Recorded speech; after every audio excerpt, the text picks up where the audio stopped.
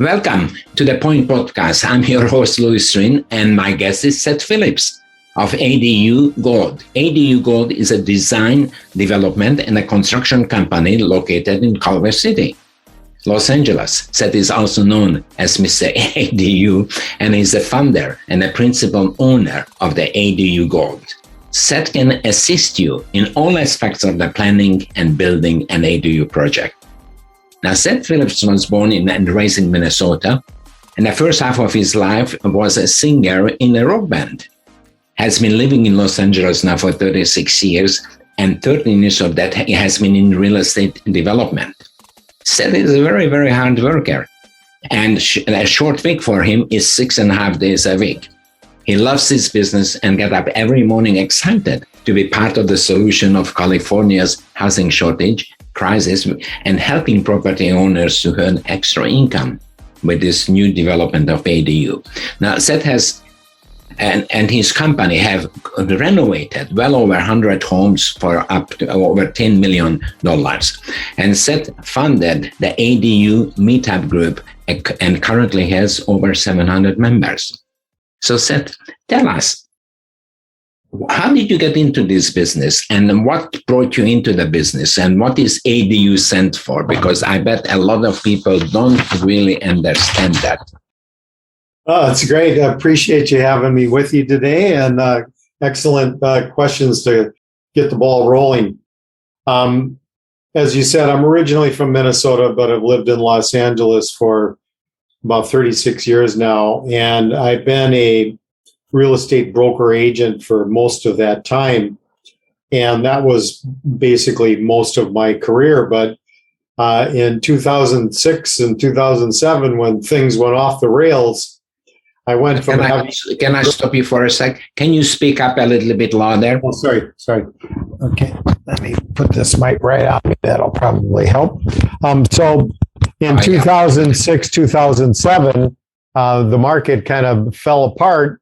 And I went from having some of the best years of my career to basically being unemployed almost overnight. It was only about 6 months from the time it started to the time it just stopped completely in real estate. So I started looking around for some other opportunities. And one thing that was starting to happen was that where people were buying foreclosed properties on the courthouse steps, and fixing up and reselling them. So I went into the house flipping business, and we were buying houses for $120,000 here in Los Angeles, doing a little bit of fix up to them, but we were only selling them for $180,000. So there wasn't a lot of margin in those deals. But the one thing that was true about the market at that time was that there was almost unlimited inventory because there was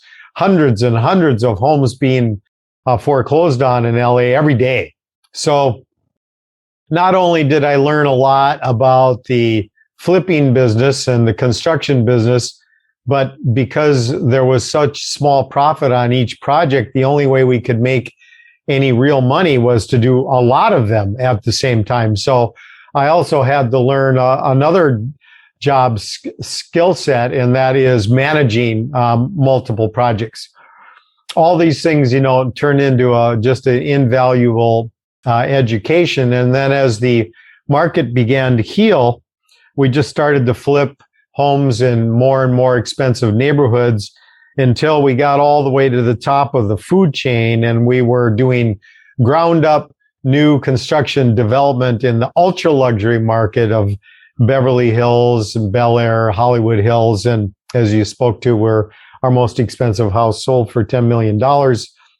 And that was a whole nother world because those projects are so complex, they take a very, very long time. So from the time you start a project like that to the time you can just bring it to market is at least 2 years.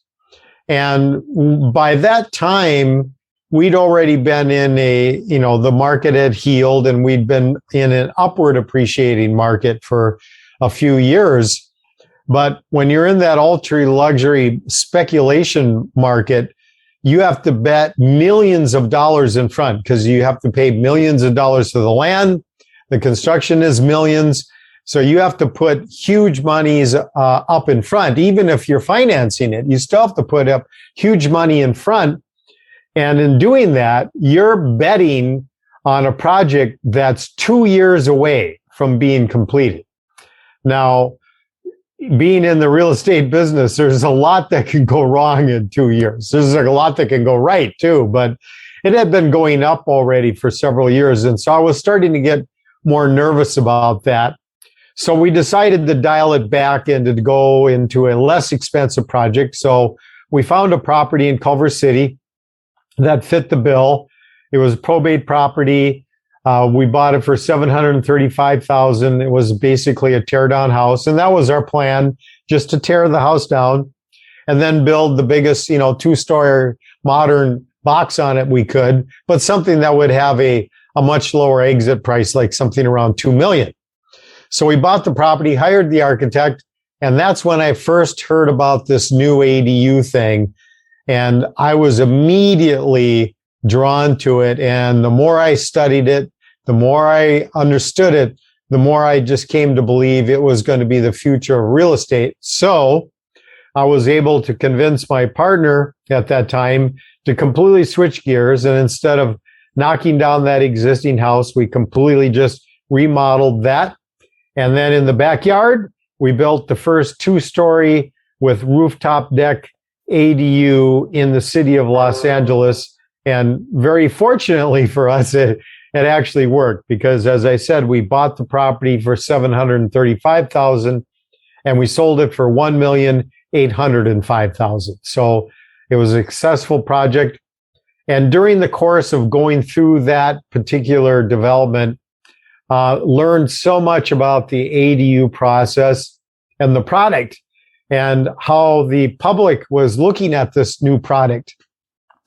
And so by the time we finished it and sold it, I went completely out of the speculation housing developer market and just went into offering ADU construction services.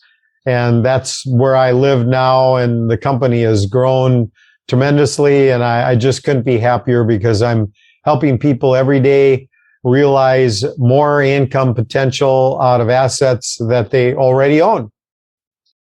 Can you explain just briefly what is ADU stands for? Because I'm sure a lot of people have no idea. Yeah, there's still plenty of people out there that this is new to, for sure.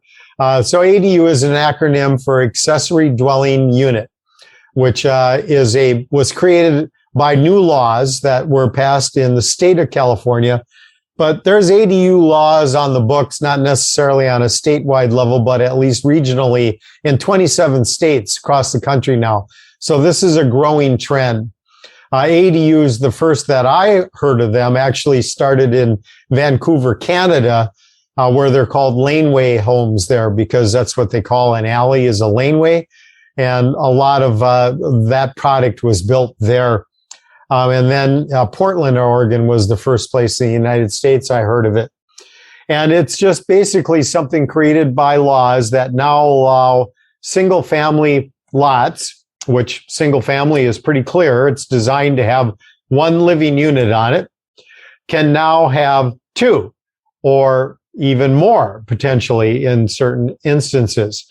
So it's a second legal living unit on it. So if you have one ADU in back of a house, you have 2 living units on your property. And actually, there's virtually no difference between that and a duplex. They're really almost the identical same legal thing.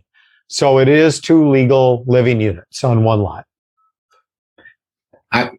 I heard some recent remarks about that you cannot really say it's a duplex or cannot say it's 2 units. I don't know what's the legal terms they use, but I just heard it recently. But let me ask you this. What basically the financial benefits to the homeowners to do that? Besides that, I know that they're going to have an extra, I don't know, granny's in the, place or whatever they want to do with it. Can you explain it and how financially it benefits the homeowner? Yeah, that's really where this is the most important, because previously, I mean, there's a lot of properties that have guest houses on them. However, a guest house is not separate living quarters and cannot be used as such. So you can have everything in a guest house that a house does, except for one thing. It cannot have a kitchen, because that's basically the thing that finally defines a space as being living space or not. Now, in a guest house, you can use the space. People can use it for rec room or whatever, but it can't be used as a separate living quarters. And there's a lot of people out there that have added kitchens to their guest houses and have been successfully renting them out. But the reality is that's completely illegal. And if the authorities find out they're doing it, they actually have it within their power to make you tear it down at your cost. Sure. In the worst case scenario. And of course, there can be, even past that, there can be even some misdemeanor charges and stuff along with that if you fail to comply. So it's very serious. It's a big, big difference, because this is legal rental income that you can create on your property now. And you get all the benefits that you would as if you had a duplex, in that you can have tremendous tax advantages as if you live in one and rent the other one out. You basically get the best of both worlds. You get to write off your taxes on your principal residence, plus you're now in the business of landlording, so you get to write off all kinds of expenses on your business as well. So it's financially, it's an amazing opportunity for people to make a new income stream out of an asset that they already have. It's sitting there in their backyard, but it's not earning them any money, but it can. So it's a great opportunity. Now, Seth, I've seen obviously all around in Los Angeles the conversion of garages and so forth, and some of them could be ADU, some of them could be just, as you said, an illegal, whatever that is. So what would you recommend to homeowners who perhaps thinking, one, extra additional income, the other one is perhaps for additional family to be able to live close by, maybe a mother, father, or whoever. What would you recommend for the successful development of that? Well, I'm glad you brought up that other thing, because the multi-generational housing option that ADUs offer is tremendous. And I mean, not only that, is also financial, of course, because now the cost of assisted living in Los Angeles is it's $5,000 a month. I mean, that's a lot of money. Sure. So if you can, instead of having parents be in a facility that's far away and having to spend $5,000, now you could potentially have them with you. But it's great because, typically it's either, older parents or adult children. There's still advantages of them living together, but they don't necessarily want to actually be completely together. So this is perfect. They're right next door.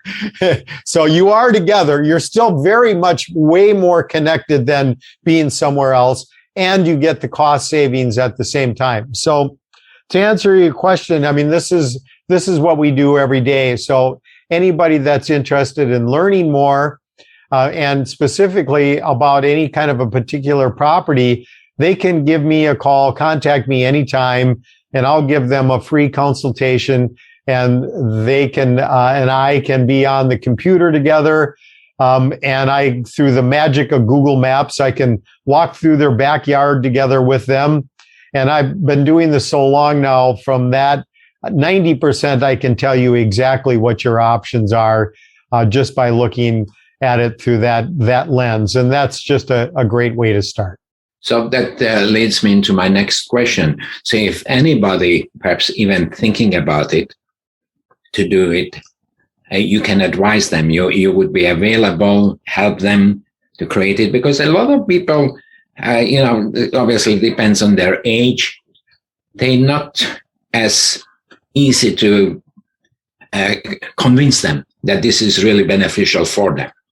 Yes. But once you, as an expert, explain and you can show them the past history, I'm pretty sure that it would help.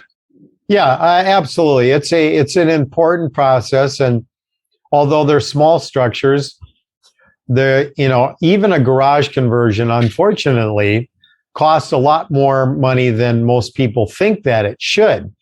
And the reason is that the garage, the typical garage in Los Angeles is, along with the typical construction, it was built somewhere between the 1920s and the 1960s. I mean, that's probably 80% of the city is in that age range. And when that garage was built, it wasn't built as living space. It was built as a garage. Plus, it was built as a garage back then when building codes were much less, strenuous than they are now. So the reality is there's almost nothing in that garage that is up to modern code living standards that exist now. So we'll use whatever we can out of an existing garage, but unfortunately you can just count on that. It's mostly going to be new. It's not huge space, but it still is going to cost a significant amount of money. However, that said, it's just like analyzing any other investment. You have to spend this much money in the investment. What does the investment return? And on that formula in Los Angeles or anywhere in California, really, but particularly in the more urban areas, that formula is always going to be a home run, because the cost of construction versus the rent that space is going to generate is just going to be absolutely amazing. What would you say the average conversion square foot is? 400, 500 square foot, 600, or it varies? Yeah, well, a typical two-car garage is 380 to 400 square feet. That's just a pretty standard amount. And you can do a nice unit in something that size. It definitely is the lowest hanging fruit. It is typically the least expensive way to do it. So it's got some advantages. However, to go to where you've got a comfortable 2-bedroom size, you want something a little bit bigger. You probably want something more, at least 600 square feet to do a 2-bedroom. But you can build all the way up to 1,200 square feet. So it really just depends on what the goal is of the property owner. If they're really just looking to maximize the dollar amount of profit that they can earn per month out of their property, then it's typically a pretty easy decision. Just build the biggest thing you can build. However, this is interesting, and this we've learned since we started working with the multifamily owners now that became legal. And that is, if you analyze it from just a return on investment perspective, not total profit dollars, but the highest actual return on investment, it's almost the complete opposite. Typically, the highest ROI, return on an investment, is generated from building the smallest unit that you can. And the reason is pretty simple, is that the rent does not go on a straight linear scale with the square footage. There's almost like a basement price to the rent. No matter how small it is, it's still going to rent for this amazing amount of money. And of course, the smaller it is, the less it costs to build. So actually, the true highest ROI is in building the smaller units. But once again, if you're looking for the maximum number of dollars profit, then it would be the opposite. Then build the biggest thing that you can. Now, do you have to have the square footage of the lot? And does it really matters, or it basically makes no difference? It still will come into play. but with limited effect. Regardless of any kind of floor area ratios or open space requirements or minimum lot size, any of that stuff, the state law supersedes it so that regardless of any of those things, you can build a minimum of 800 square feet. But the maximum you can build is 1,200 square feet. So the state did give the cities some latitude in that 800 to 1,200 square foot part. Depending on their interpretation, it could be affected in that range, but you're guaranteed a minimum of 800. How about provide parking spaces? Do they have parking space on the lot, or they can have it on the street? Well, that's really one of the most powerful things about the ADU law was they realized to really make this apply across as wide number of properties as possible, they had to eliminate the parking requirement. So provided your property is within 1/2 mile of any mass transit, and that includes any regular scheduled bus stop, you have no parking requirement whatsoever. Not only that, but they actually went a step further because, for instance, if you convert an existing garage that you have for your property, so that's existing parking for the existing house. Now you're going to make that into an ADU. Not only do you not have to add parking for the ADU, you do not have to replace the parking that you've eliminated by creating the ADU either. You mentioned earlier that we know that we have a huge housing shortage in the U.S. in general.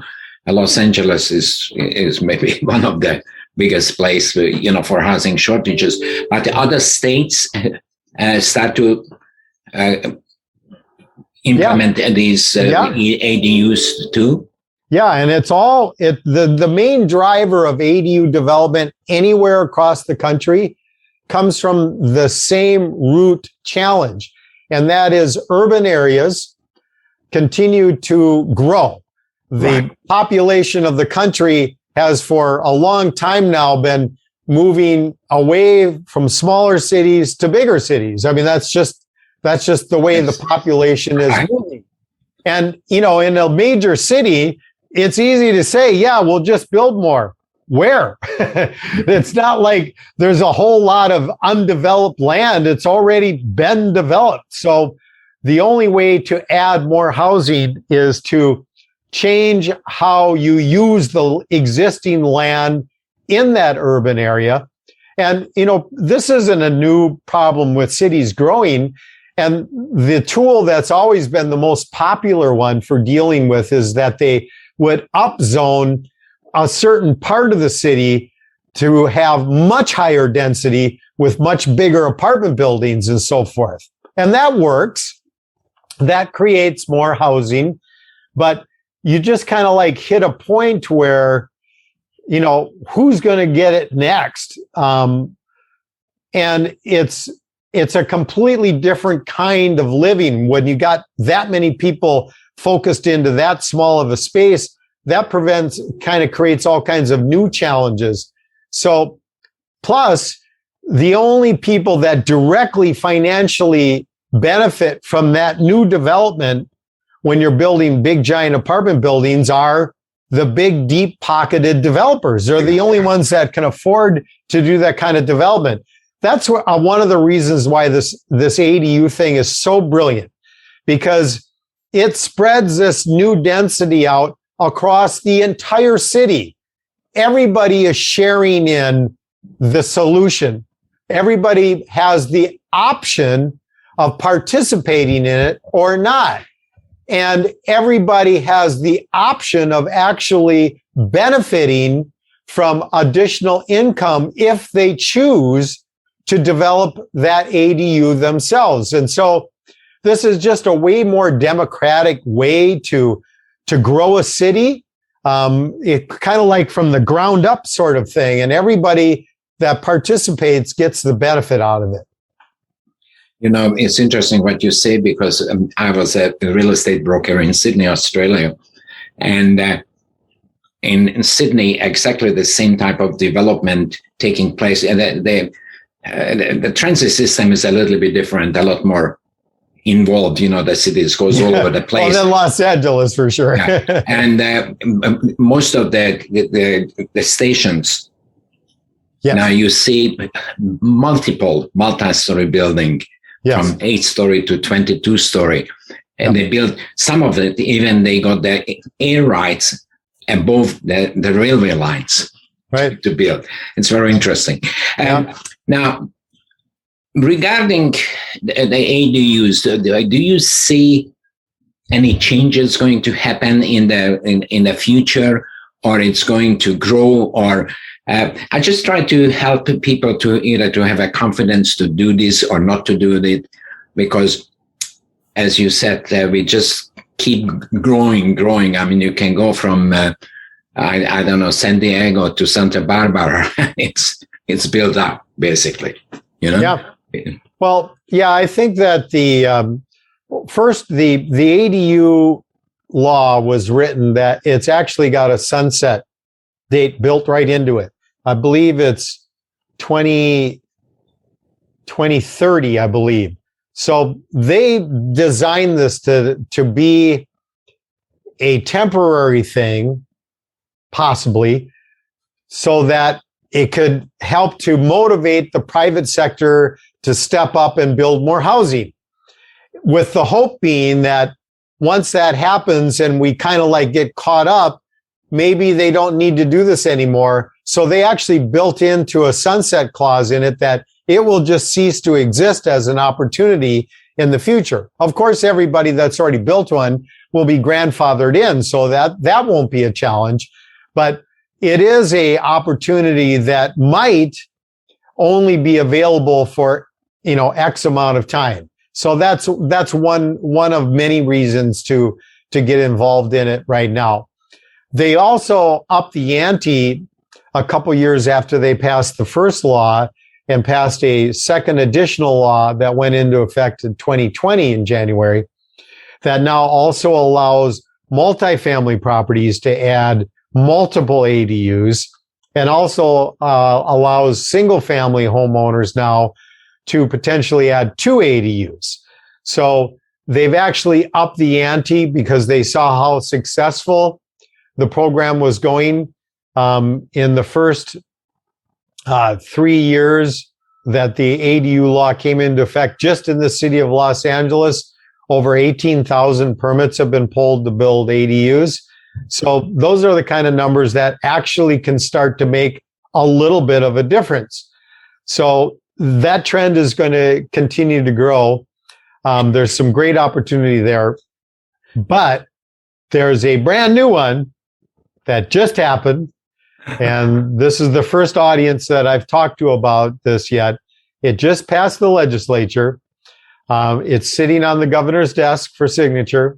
There's every reason to believe that he will sign it because he's signed everything that's been pro-housing development so far. He's a big proponent of, trying to do what he can to help solve this housing crisis. And this new law is SB 9. And this is potentially even more radical than the ADU law, because this is going to now allow all single family lot owners in the state of California, not all of them, but most of them, to subdivide their lot into 2 lots. And on each lot, they can have 2 units. And those 2 lots can be sold separately. So this is going to be another significant opportunity for landowners. And we're really excited about it. So do you think it's going to be passed or signed by the governor? Yes. Yeah. Everybody believes it'll be signed by the governor. It's already passed the legislature. It's completely signed off. It's just all that's left is his signature on it, and it goes into effect immediately. So we're really excited about that one, because it's just more of the same. It's just another way that you'll be able to create even more value out of an asset that you already own. But, with this, it'll be interesting because before it kind of like the idea was, well, you could rent your backyard. And that's true. You can build an ADU in your backyard and rent it out for additional income. But now you actually have the option of selling your backyard or developing it. I mean, but there's just a lot of different ways that could happen. But the reality is that your one lot is now two lots. And that doesn't mean it's twice as valuable, but it's pretty close. Now, Seth, if anybody is thinking about perhaps doing an ADU, is there anything you can say that they have to be cautious? Because as you mentioned, there is so many ADUs application went in, and I'm sure some of the people who doing ADUs, they not perhaps have the best ethic to complete the projects. Yeah. And so how would you in other words, how can they protect themselves? Yeah. Well, that's really, really important because this is, I see this being packaged and sold a lot, that this is kind of like a do-it-yourself thing, like doing a room addition to your house. No, it's radically more complicated than that. Unfortunately, one thing that has not changed, you still have to get a building permit to build a house, because that's what it is. We're building a house. It's a small house, but it's a house. And the labyrinth of rules and regulations that you have to deal with in any city in California is just mind-boggling. So although you can do it yourself, it just I wouldn't recommend it for sure. And also then, it just comes around to the same thing, which you were kind of alluding to, is that contractors, I mean, regardless, unless you're a contractor, you're going to need to hire a contractor to do the work. And the contractor profession is really, really tricky. There's great contractors and there are horrible contractors. And knowing the difference between the two isn't always very easy to tell. Right. Yeah. So you have to be very, very careful because there are significant amounts of money involved in this process. And you got to make sure that you know the people and that they have all the right combination of intelligence, experience, all of the right licensing, all the right insurance requirements, all of these things. Because if any of those things is not right, any one of those, because you own the property, that's where the buck stops. Right. Yeah, you'll be in trouble. Yep. Well, Seth, listen, thank you very much for you gave us tons of information. Welcome. And you certainly have a wealth of knowledge, and you're going to share it with I suppose thousands of people. They're going to listen to this podcast, and I just want to thank you that you allowed me to interview you and ask you these questions, because being a real estate broker myself, I've seen a lot of things happening, and sometimes I get a question and maybe I don't know how to answer when it comes to ADU, but at least I know whom to talk to, So that's just as good as knowing it yourself. You're right. And if anybody wants to contact you, your contact information will be on this podcast. Right. Your phone number, your email address and website and so forth, so they can contact you. And all I can say is that thank you very much. And I'm going to stop the recording and see what's happening.